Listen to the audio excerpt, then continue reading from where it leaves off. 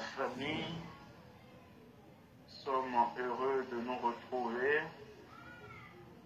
alors que le Seigneur faisait monter dans mon cœur ce chant de reconnaissance, ce chant d'action de grâce, ce chant de reconnaissance, ce chant d'action de grâce. Il y a ce cantique de Psaume 46 parce que c'est un cantique qui a été chanté. C'est un cantique en réalité qui a été chanté, qui a été retranscrit. C'est un cantique, c'est un chant que le Père a inspiré au fils de Corée et qui a été retranscrit. Psaume 46 à partir du verset 2. Dieu est pour nous un refuge et un appui, un secours qui ne manque jamais dans la détresse. C'est pourquoi nous sommes sans crainte quand la terre est bouleversée et que les montagnes chancellent au cœur des mers, quand les flots de la mer mugissent, écument, se soulèvent jusqu'à faire trembler les montagnes. Dieu est pour nous un refuge et un appui, un secours qui ne manque jamais dans la détresse. C'est pourquoi nous sommes sans crainte quand la terre est bouleversée et que les montagnes chancellent au cœur des mers, quand les flots de la mer mugissent, écument, se soulèvent jusqu'à faire trembler les montagnes. Pour nous, la détresse n'est pas le problème. Le problème, ce n'est pas la détresse. D'autant plus que tout le monde sur la terre est exposé à bien d'égards à des détresses. Pour nous, notre assurance, c'est que notre Père est en nous. Nous sommes en lui, nous vivons en lui, il vit en nous et il est pour nous un appui et un refuge qui ne manque jamais. Jamais et jamais, cela ne manquera jamais.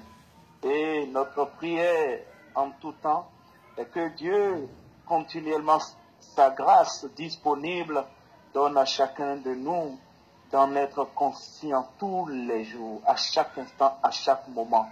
La détresse n'est pas le problème, c'est la grâce qu'il nous donne continuellement, à chaque instant de réaliser qu'il est en nous, que nous sommes en lui, que nous vivons éternellement en lui, qu'il est pour nous un appui, un refuge qui ne manque jamais dans la détresse. Un appui et un refuge qui ne manque jamais. Ça, ce sont ces mots que le Père font monter dans mon cœur et que je partage avec nos familles ce matin pour encourager quelqu'un, exhorter quelqu'un.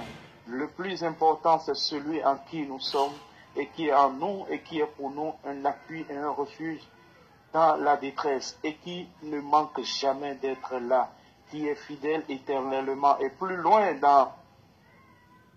toujours dans le même cantique, je parle du psaume 46, il dit dans le verset 6, Dieu au milieu d'elle, elle n'est point, je viens le verset 7, des nations s'agissent, des royaumes s'ébranlent, il fait entendre sa voix, la terre se fond d'épouvante. L'Éternel des armées est avec nous. L'Éternel des armées est avec nous. Notre Père est pour nous une haute retraite. Venez contempler les œuvres de l'Éternel. Il est avec nous. Verset 11. Arrêtez, sachez que je suis Dieu. Je domine sur les nations, je domine sur la terre. L'Éternel des armées est avec nous encore une fois. Notre Père rappelle sans cesse, je domine sur les nations et je domine sur la terre.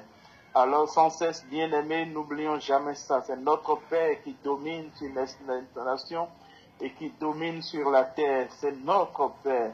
C'est lui qui est notre appui et notre refuge qui ne manque jamais dans la détresse et dans les situations de la vie courante, les vicissitudes, les lassitudes de ce monde dans lequel nous sommes en tant qu'enfants bien-aimés de Dieu, allant et revenant, marchant à tous égards, et conscients que quand bien même nous traversons la vallée de l'ombre de la mort, il est pour nous un appui et un refuge qui ne manque jamais. Je ne sais pas pour vous, mais ces paroles ce matin, bien que nous les connaissions, ça me fait tellement de bien à moi de me les rappeler à moi-même et de les redire, de les chanter, de les célébrer de les élever. Ça me fait du bien à moi-même.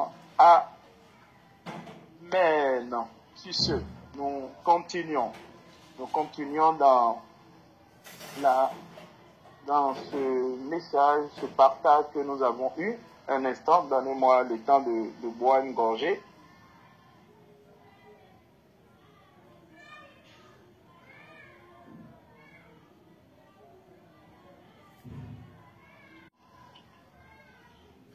Dans ce partage que nous avons eu ici, et qui a suscité beaucoup d'interrogations et même beaucoup de craintes, de peur à tous égards. J'en parle parce que j'ai été harcelé à gauche, à droite, à tous égards, partout. Que c'est quoi encore ça que tu amènes? C'est quoi encore ça que vous amenez? C'est quoi encore ces choses? Est-ce que c'est pas de l'égarement que vous êtes en train de faire? Et nous rendons grâce au Père qui fait ces choses. Amen. La bonne nouvelle, quand elle continue de progresser, donne des résultats et suscite toujours beaucoup d'interrogations. Donc nous continuons dans ce même thème-là que nous avons eu la dernière fois, la communion Père-Fils. La communion Père-Fils, et nous avons commencé par réaliser, même si ce n'est pas encore complètement accepté, et c'est normal, c'est le Père qui convainc chacun en son temps. Le temps voulu, marqué et arrêté par lui-même, où nous réalisons que nous ne prions pas notre Père au nom de Jésus. Nous prions notre Père, quand nous prions notre Père, nous nous adressons à notre Père de façon audible, nous nous adressons à lui en tant que fils. En tant que fils, que Jésus était sur la terre et Père en même temps. Parce que nous avons vu le Seigneur Jésus, quand il était sur la terre, il a vécu en même temps en tant que Père, celui qui a créé toutes choses, Christ en lui, Jésus-Christ. Et dans le même temps, Jésus a vécu en tant que Fils. C'est-à-dire, il a montré le prototype de la nouvelle création que nous sommes après l'œuvre achevée. La mort, l'ensevelissement, la résurrection, qui a permis de manifester sur terre cette nouvelle création que le Père de toute éternité avait gardée en réserve, qui était le plan, le mystère arrêté bien avant la fondation du monde. C'est pour cela que les Écritures nous rapportent dans 2 Corinthiens le premier Adam et le dernier Adam. Quand on parle du premier, c'est que le Seigneur avait prévu bien avant la fondation du monde qu'il est le dernier. Et dans Éphésiens, je crois, non, dans Romains, voilà, dans Romains, les Écritures rapportent que Dieu avait prédestiné Christ à être sacrifié. Il avait sacrifié bien avant la fondation du monde. Tout cela pour nous confirmer que Adam était juste le premier et il devait avoir le dernier qui est Christ, le dernier Adam. Amen. Donc, notre Père, quand il a pris un corps d'homme et il est venu sur la terre en la personne de Jésus, et si nous pouvons appeler notre Père quand il était sur terre et nous appelons Jésus-Christ, parce que Christ étant l'éternité, la personne invisible, l'être éternel qui a créé toutes choses, l'esprit, et Jésus étant le corps dans lequel il était, l'enveloppe charnelle qu'il a choisi de porter. Amen. Donc, il a vécu sur terre, il a vécu sous la loi en tant que Père éternel. Quand il leur disait que c'est ce que je vous dis bien avant la fondation du monde, quand il disait que avant qu'Abraham ne fût, je suis, quand il leur disait qu'Abraham a vu mes jours et s'en est réjoui, quand il disait que toutes les paroles que Moïse vous a transmises, c'est de moi, c'est moi qui lui ai dit ça, il leur parlait en tant que Père.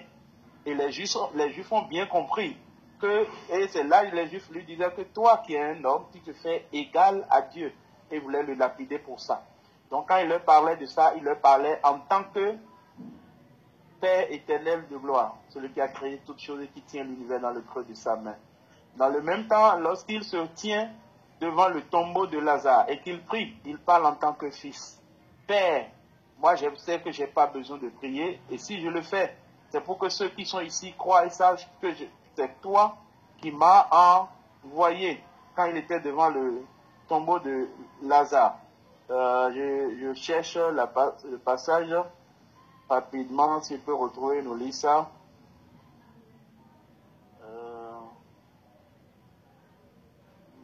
Un instant, c'est dans Jean 11. Jean 11, je descends. Voilà, Jean 11 à partir du verset 41. Nous sommes dans Jean 11 à partir du verset 41.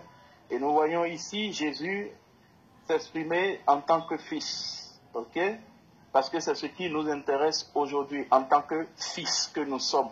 Et c'est pour cela que les Écritures rapportent qu'il a vécu en tant que fils. Il a vécu et notre vie, il a montré le chemin, comment les fils vivent sur la terre. Et après, la nouvelle création a été manifestée. Amen. On voit le verset 40. Jésus lui répondit, je suis dans mille paroles vivantes. Ne t'ai-je pas dit, si tu crois, tu verras la gloire de Dieu? Verset 41. On nota donc la pierre. Jésus tourna alors son regard vers le ciel, dit, Père, Père, je te remercie d'avoir exaucé ma prière. Jésus venait alors de prier. Jésus venait alors de s'adresser au Père. Et hier, ce qui dérangeait beaucoup, c'est le fait que Jésus éleva les yeux au ciel et on se dit, ah, le Père est loin, le Père, non, le Père, n'oublions pas que Jésus était le premier prototype, Père dans les cieux, assis sur le trône et en même temps présent sur la terre. Ce que nous sommes aujourd'hui, c'est-à-dire assis dans les lieux célestes en Christ Jésus, en Christ, assis dans les lieux célestes en tant que fils et en même temps présent sur la terre, ce qu'est le mystère de la vie en Christ, ce que nous sommes. Donc il était Père éternel assis dans les lieux et en même temps sur la terre. Donc il dit Père, Jésus veut prier, il dit Père, Père, je te remercie.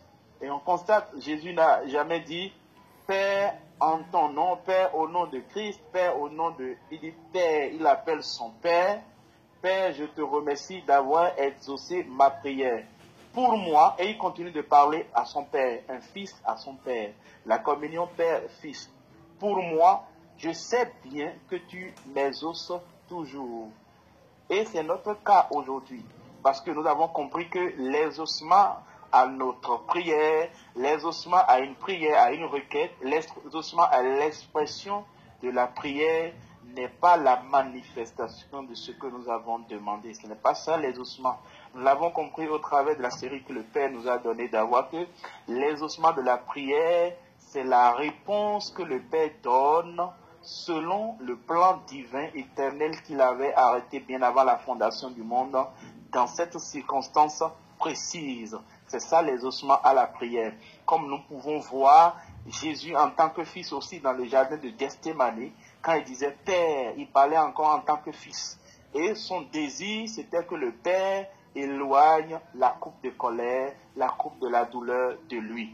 Mais il reconnaissait aussi que, en réalité, le désir du Père qui est l'exaucement, c'est que Jésus boive la coupe de la colère. Et l'exaucement de la prière a été que Jésus soit fortifié. La prière nous fortifie pour accepter cette volonté de Dieu, pour accepter l'exaucement que le Père nous donne, qui est bien pour nous parce que c'est lui qui estime, qui sait ce qui est bien pour chacun de nous. Amen. Donc je reviens ici et dis Père, je te remercie d'avoir exaucé ma prière. Le verset 42, pour moi, je sais bien que tu m'exauces toujours, mais je parle ainsi à cause de tous ces gens qui m'entourent pour qu'ils croient que c'est bien toi qui m'as envoyé. Amen. Verset 43, cela dit, il appela à pleine voix, Lazare, sort de là et viens. Et voici que le mort apparaît, les pieds et les mains entourés de bandes, le visage recouvert d'un suaire. Jésus dit à ceux qui sont là, déliez-le de ces bandes et laissez-le marcher. Donc, nous voyons Jésus en tant que fils et Jésus en tant que Père. Père éternel, il s'adressait en tant que Père éternel, en leur rappelant sans cesse que toutes les œuvres que les gens voient sur la terre, c'est lui qui les a façonnées de ses mains. C'est lui qui les a façonnés de ses mains. Vous vous rappelez quand ce passage, on pourrait lire, il dit, n'est-il pas écrit dans votre loi? Et quand il dit, n'est-il pas écrit dans votre loi, au lieu de dire, il est écrit, vous êtes des dieux, il dit, n'est-il pas écrit dans votre loi? Jusqu'à ce que tu me trouves le passage qu'il a paraphrasé, qu'il a ramené dans le Nouveau Testament, tu me donnes ça. Il dit, n'est-il pas écrit dans votre loi? J'ai dit. Quelqu'un est en train de parler, il arrive à un moment donné, n'est-il pas écrit dans votre loi? Et au lieu de continuer, il dit, j'ai dit. Vous voyez un peu, toujours pour rappeler qu'il parlait de lui-même, qui est le Père éternel. Il aurait pu dire, s'il devrait citer le passage tel qu'il n'est-il pas écrit dans votre loi? Et Dieu dit, vous êtes des dieux, vous êtes tous des fils du Très-Haut. Non, il dit, j'ai dit. J'ai dit. Et après, vous verrez, à plusieurs endroits, il a dit, mais pourquoi, les gens disent, il dit, pourquoi vous ne croyez pas en moi? Mais c'est ce que je vous dis depuis le commencement. Or, on sait très bien qu'un seul a parlé depuis le commencement. Il s'agit du Père éternel. Donc, Jésus sur la terre, je suis en train d'établir les bases pour nous amener là où nous irons. Jésus sur la terre a vécu en tant que fils et en tant que Père éternel. Il a montré la dimension de Père éternel de gloire à chaque fois quand il rappelait ses œuvres qui il est. Et il nous montrait en tant que fils la communion qu'il avait avec son Père, avec le Père éternel. On a vu lors de la multiplication du pain, il prit les deux paniers, il les leva, il rendit grâce au Père. Il rendit grâce au Père et il dit partager. Il rendit grâce au Père. Sans cesse, c'était l'action de grâce envers le Père. Le deuxième point aussi concernant Jésus, sa vie sur la terre, nous allons constater que Jésus n'adorait pas le Père au nom de quelqu'un. Jésus adorait bien sûr le Père en tant que fils, mais cette adoration se faisait en tant que fils. Il adorait son Père dans la conscience de fils. Il apportait une adoration à son Père en tant que fils. En tant que fils bien-aimé de son Père. Et c'est ça qu'il rappelle à la femme samaritaine dans Jean 4. L'heure vient, elle est déjà là, où les vrais adorateurs adoreront le Père en esprit et en vérité. Et nous savons que l'Esprit éternel, quand on parle de en esprit, il parlait de la communion ininterrompue que nous avons avec notre Père, qui a été rappelé dans Romains 11. Nous vivons dans une communion ininterrompue avec notre Père, que nous avons vu dans Romains 11. Nous sommes dans une communion ininterrompue. Donc, il priait le Père en tant que fils. Il adorait son Père en tant que fils. Pas une procuration, pas un intermédiaire. Il n'y a plus d'intermédiaire. Amen. Il n'y a plus d'intermédiaire. Merci beaucoup, Giscard. Donc, vous voyez le passage. Je nous lis rapidement le passage. C'est dans le chat. Le juste Giscard vient de partager ça. Regardez ce passage de Jean 10, verset 34. Vous êtes d'accord avec moi que le passage est dans Somme 82 ou 84, je crois. Il aurait dû citer le passage tel quel. Que n'est-il pas écrit dans votre loi, Dieu a dit, vous êtes des dieux, vous êtes tous des fils du Très-Haut. Ok? Voilà, 82, verset 6. Donc, le Somme 82, verset 6, j'irai lire d'abord le Somme 82, verset 6. Et après, je vais revenir lire maintenant le passage de Jean 10, Somme 82, verset 6. Somme 82, verset 6. Ok. J'avais dit, vous êtes des dieux. C'est Dieu qui parlait. Vous êtes tous des fils du Très-Haut. Ça, c'est ce que Dieu avait dit. Ça, c'est Dieu se tient dans l'assemblée de Dieu, il joue au milieu de Dieu. Et puis, quand lui, il veut paraphraser, il veut ramener le même passage, voilà, il dit, Jésus leur répondit, n'est-il pas écrit dans votre loi? J'ai dit. Il n'a plus cité le passage tel que c'est écrit. Il ramène le passage à lui, que c'est lui qui a dit ça. Et c'est ça qui a suscité davantage la colère des Juifs. Les Juifs étaient tellement en colère pour dire, mais comment toi, ce petit-là, tu peux dire que c'est toi qui nous parlais depuis toujours? Comment tu peux dire ça? C'est pas possible. C'est pas possible. Tu peux pas nous dire ça. Et encore mieux, regardez, moi je suis dans Bible Parole Vivante, Jésus répartit. Jésus répondit, n'est-il pas écrit dans votre loi, moi le Seigneur, je vous ai dit. Vous voyez ça? Il leur rappelait en réalité que celui qui était en présence d'eux, c'est lui le Père éternel de gloire. Et ça mettait davantage en colère les Juifs qui ne pouvaient pas accepter ce qu'il disait. Ils ont horreur d'entendre, ils avaient horreur d'entendre ce qu'il disait. Amen. Donc, je reviens et disais que Jésus a vécu en tant que fils et en tant que Père éternel. Il adorait le Père en tant que fils et il priait en tant que fils bien-aimé de son Père. Ça, ce sont les bases que nous sommes en train d'établir. Donc, nous voyons clairement Jésus en tant que Père, dans sa dimension de Père éternel, et nous voyons Jésus sur la terre, dans sa dimension de Père éternel qui est Christ, notre Père, et dans sa dimension de Fils, c'est-à-dire ce corps humain que nous tous, nous avons ici maintenant, habité par le Père de gloire, qui est Christ. Et c'est notre cas, ce corps qui est habité par le Père de gloire. Et quand nous disons qu'il vit en nous et que nous vivons en lui, Jésus sur la terre rappelait aussi sans cesse cela. Et nous voyons ça dans Jean 14. Parce qu'il faut que nous établissions le parallèle avec lui qui a vécu cette vie.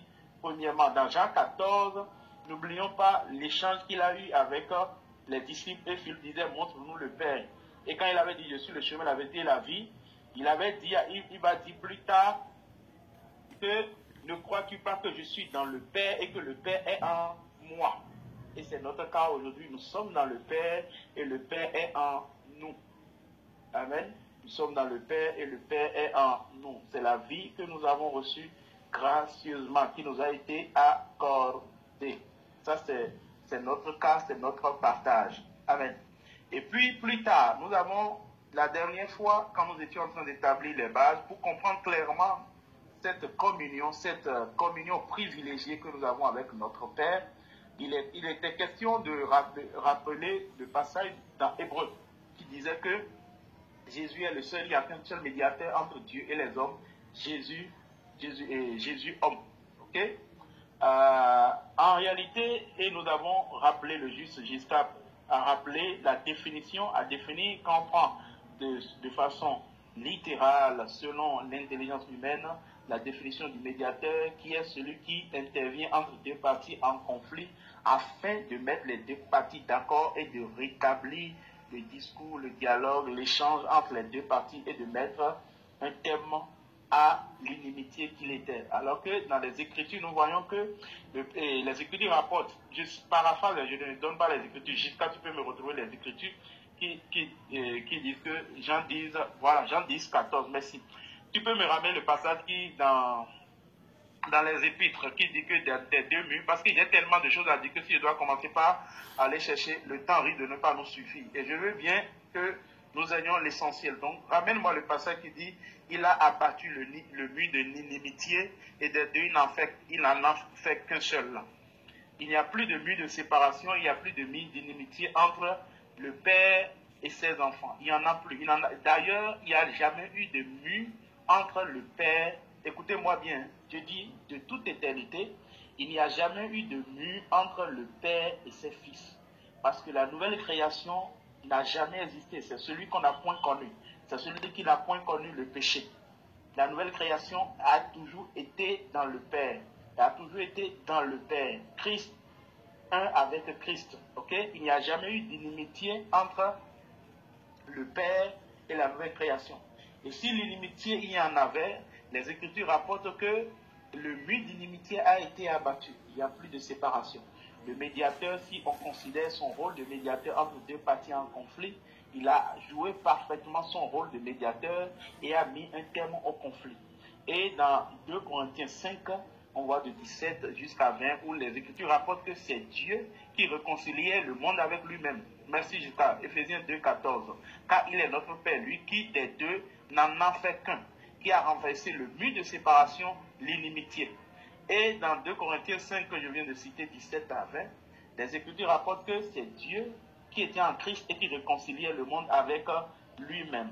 Donc, il n'y a plus aujourd'hui, quand nous associons tous ces différents éléments, que nous associons la paix qu'il a établie, Éphésiens 2,14, quand nous associons le fait qu'aujourd'hui il a réconcilié le monde avec lui-même, qu'il n'y a plus de mur de séparation, il n'y a plus de conflit entre le père et ses enfants, s'il n'y a plus de conflit, il est d'autant plus logique qu'il n'y a plus de médiateur. Parce que le médiateur a joué parfaitement son rôle. Il a accompli parfaitement son rôle. Ce qui fait qu'aujourd'hui, il n'y a plus de conflit entre les deux. Quelqu'un pourra me dire, mais il est dit que Jésus est aujourd'hui le souverain sacrificateur d'une alliance éternelle et il intercède parfaitement, il intercède continuellement en faveur de ceux qui s'approchent de Dieu. Et n'oublions pas dans quel contexte Hébreu a été rédigé. Le livre d'Hébreu qui a été rédigé où les Hébreux étaient un peuple qui a longtemps que le Père même a choisi, à qui il a donné de vivre dans l'ancienne alliance qu'il pratiquait suivant, c'est-à-dire une alliance où il y avait un souverain sacrificateur qui était là, qui était le médiateur. Et il faut bien se mettre dans le contexte de l'alliance et expliquer au peuple que désormais, leur pratique là est terminée. Et pour ça, il faut qu'il fasse une comparaison. C'est pour cela que celui qui rédigeait le livre aux Hébreux, l'épître aux Hébreux, a pris le temps, il prenait l'ancienne alliance, il prenait la nouvelle alliance, et il faisait des comparaisons afin d'établir parfaitement dans le cœur des Hébreux ce qui s'est passé. Leur expliquer point par point par rapport à l'œuvre rédemptrice que Jésus disait qu'il est venu accomplir pour le peuple hébreu, et pour leur expliquer parfaitement cela. C'est pour cela qu'il prenait point par point. Et puis une fois que le médiateur a accompli parfaitement son rôle. Et aujourd'hui, les fils sont un avec leur père et le père est un avec eux. Il n'y a plus de conflit, il n'y a plus de séparation.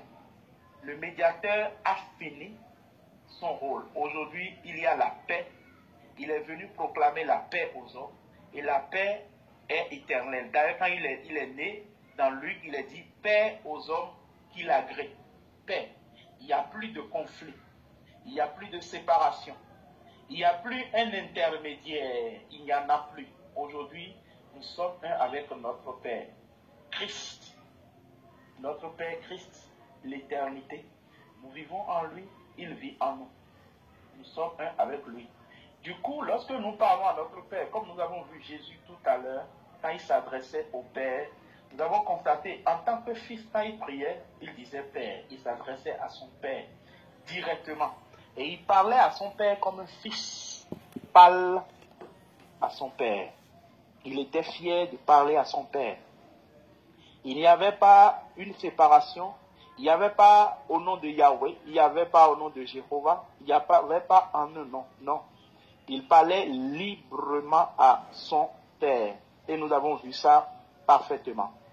Ensuite, nous nous sommes rappelés du passage de Jésus dans les évangiles, où Jésus disait, tout ce que vous demanderez en mon nom, le Père le fera. Et n'oublions pas, jusqu'à ce moment, nous parlons de avant la nouvelle création. Et Jésus était sur terre, et c'était le seul Fils. Le Fils et le Père en même temps. Amen. Amen. Et quand il disait, tout ce que vous demanderez en mon nom au Père, n'oublions pas, il ne disait pas aux disciples de demander au nom du Fils qu'il est. Non. Non et non. C'est demander au Père. C'est-à-dire, demander à mon nom, c'est le nom du Père qu'il portait, pas son nom. Parce que nous ne vivons pas au nom du Fils que nous sommes. Nous ne vivons pas en notre nom. Je reprends. Quand Jésus disait, tout ce que vous demanderez quand il était sur la terre, en mon nom, au Père, le Père le fera. Là, il n'est pas en train de dire aux disciples de demander au nom du Fils qu'il est à son Père. Absolument pas. Il disait de demander au nom du Père au Père.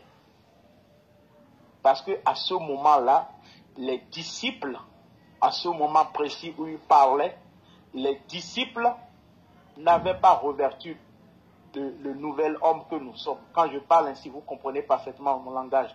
Vous tous qui êtes en Christ, vous avez revêtu Christ. Christ n'habitait pas en eux et il n'habitait pas en Christ.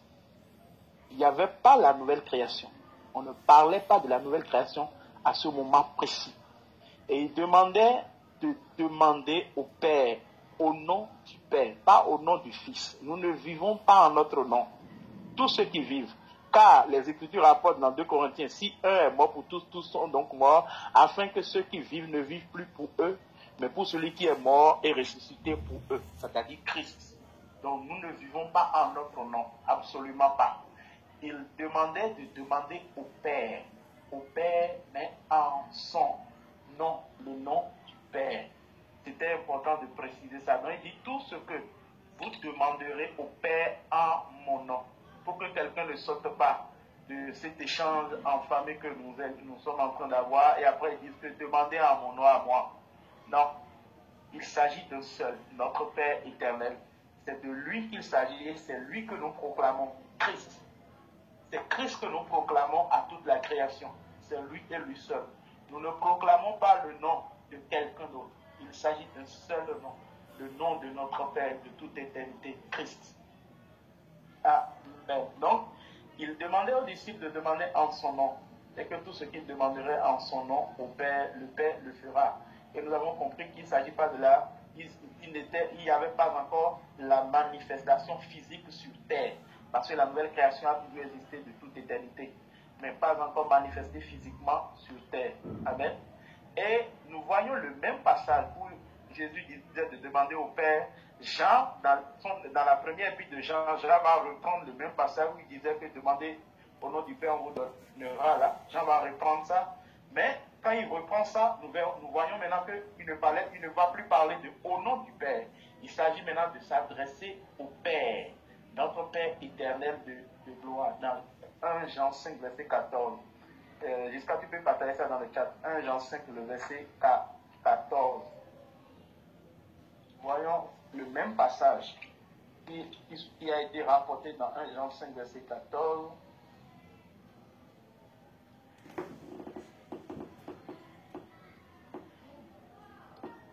5, le verset 14.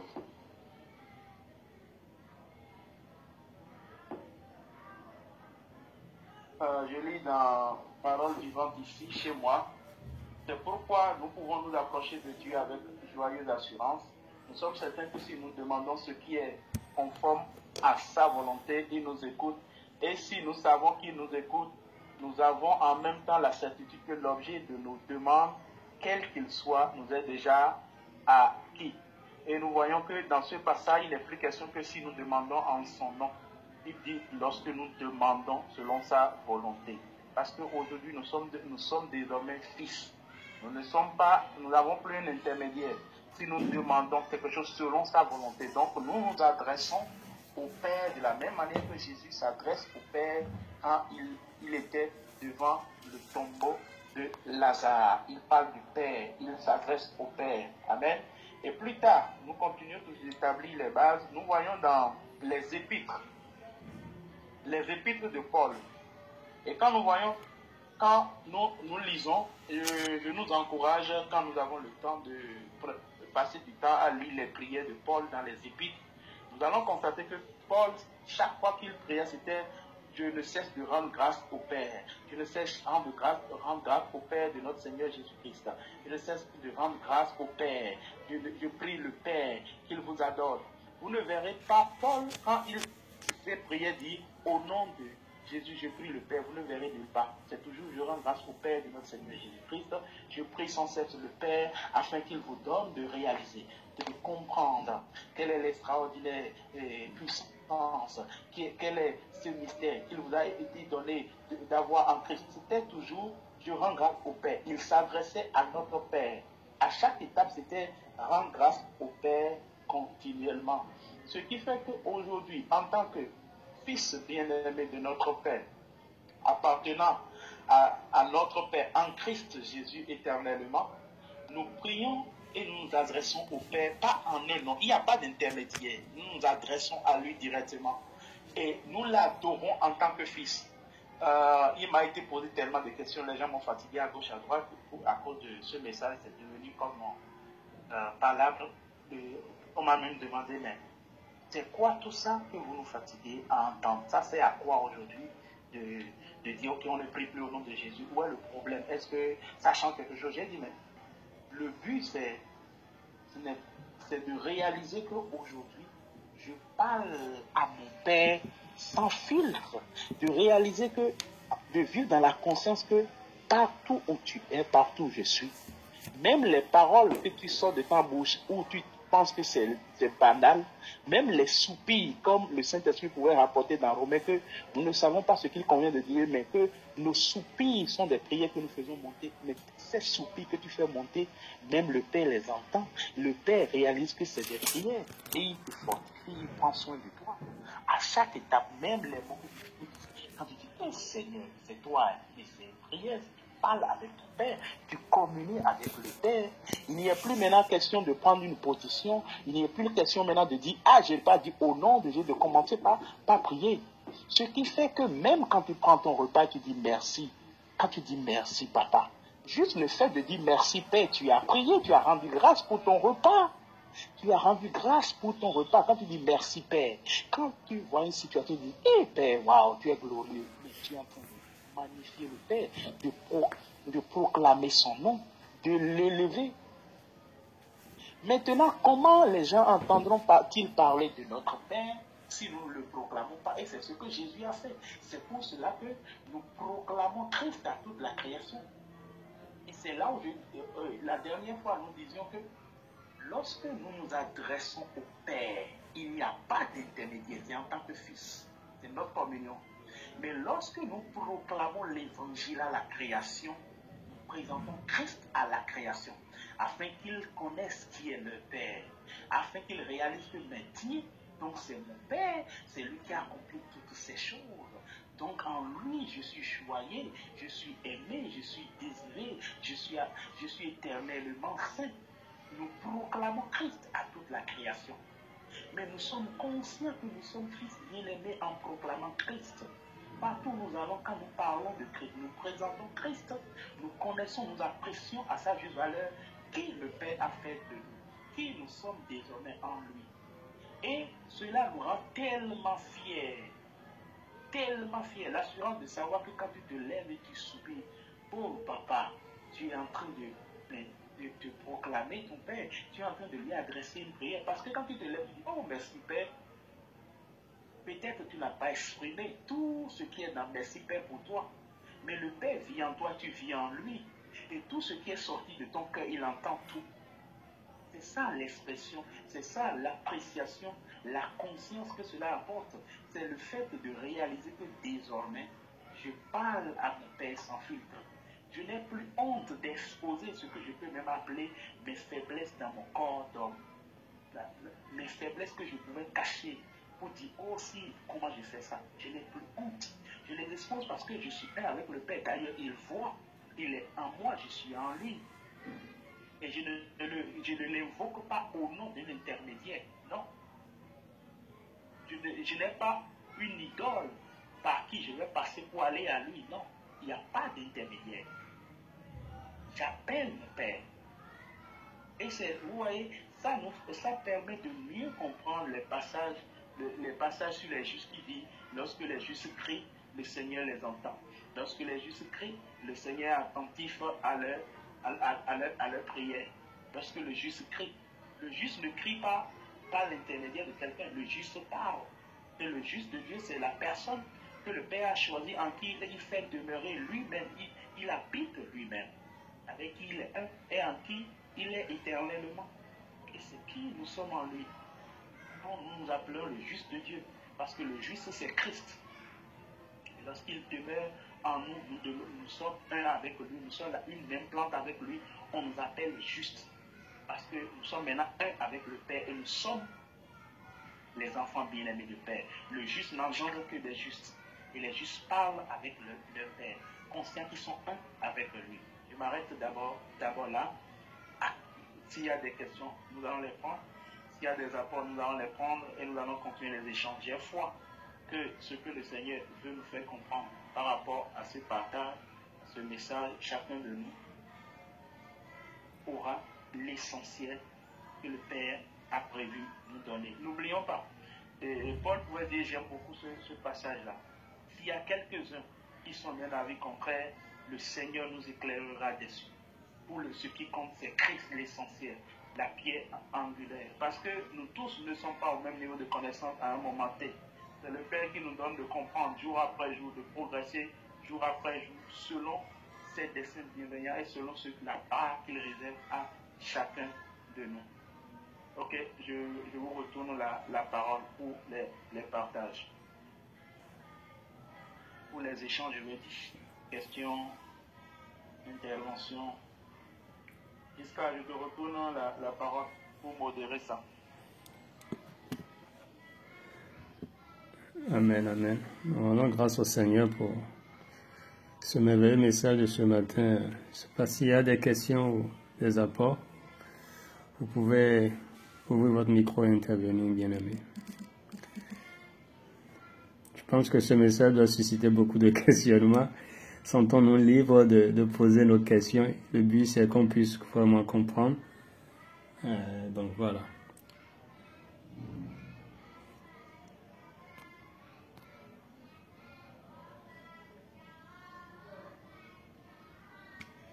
Question, rapport. Ce principe de médiateur n'est plus valable aujourd'hui. Ce n'est plus valable. Parce qu'on parle de médiateur quand il y a un conflit. Mais il n'y a plus de conflit. 2 Corinthiens 5 le dit clairement, il dit, il a fait la paix. Il les a réconciliés avec lui. Il dit, allez annoncer ça au monde que je les ai réconciliés avec moi. Donc c'est fini. Donc d'où vient encore qu'il y ait un médiateur ou qu'on ait besoin d'un médiateur? Ça n'a plus sa raison d'être. Donc on parle au Seigneur en toute liberté. Et moi, avant, j'espère qu'il y aura des interventions. Et moi, en attendant que d'autres bien-aimés puissent avoir l'amabilité d'ouvrir le micro pour réagir, moi, je voudrais faire un parallèle, rebondir sur un point que je me dis, peut-être quelqu'un en écoutant ce message, cette réflexion monte dans son cœur. Et donc, je me permets donc d'aborder ça rapidement. Oui, parce que quelqu'un en écoutant ce message pourrait se dire, mais qu'il a eu tel résultat par le passé ou même aujourd'hui, c'est quand il a eu à prier au nom de Jésus. Quelqu'un pourrait se dire, mais non, mais qu'il a eu à entendre le témoignage d'une personne qui, quand elle a prononcé le nom de Jésus, qu'elle a été délivrée d'une situation. Et donc, sur cette base, cela lui justifierait le fait de continuer à le faire. Je dis, mais non, il y a un problème. Oui, il y a manifestement un problème, véritablement. Pourquoi? Parce que, on le dit souvent, avoir des résultats n'est pas gage de vérité. Parce que si on doit raisonner sur cela, sur le fait d'avoir des résultats, pourquoi le féticheur n'a-t-il pas de résultats? Le marabout n'a-t-il pas de résultats? Les musulmans n'ont pas de résultats? Tout le monde a de résultats en réalité. Tout le monde penserait qu'il a de résultats. Je le formulerai ainsi plutôt. Tout le monde penserait qu'il a de résultats.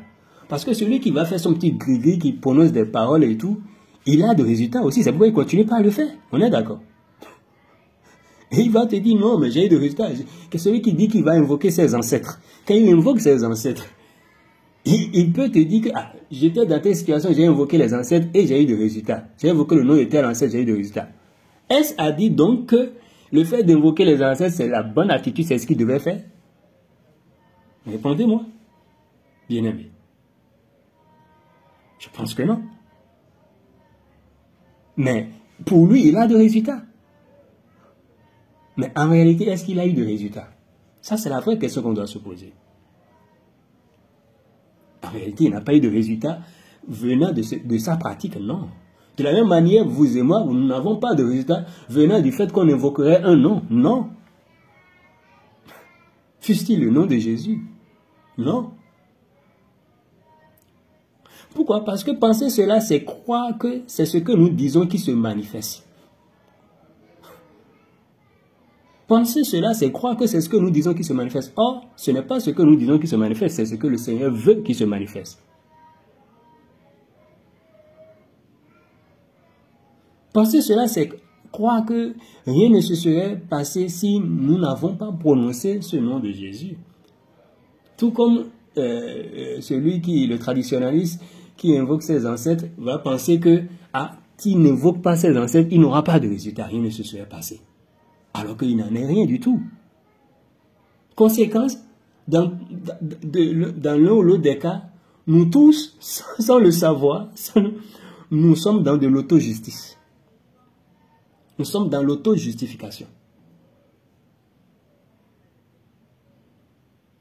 Peu importe l'appellation qu'on donnerait à ça, mais nous sommes tous dans de l'auto-justice. Or, on l'a vu lors de la série sur la prière. Je ne sais pas si on se souvient encore.